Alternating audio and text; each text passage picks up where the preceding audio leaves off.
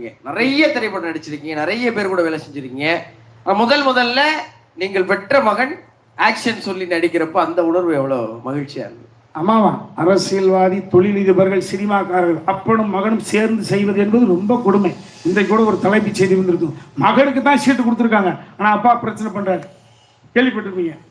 So அப்பாவும் மகனும் சேர்ந்து செய்வது அது அந்த அளவுக்கு என்னை நான் அதை விட அவன் பக்குவப்பட்டுருக்கான். நான் எமோஷன் ஆனாலும் அவன் பேலன்ஸ் ஆகிக்குவான். அவன் எமோஷன் ஆகிறதுக்கான வாய்ப்பே கிடையாது, வாய்ப்பு இல்லை.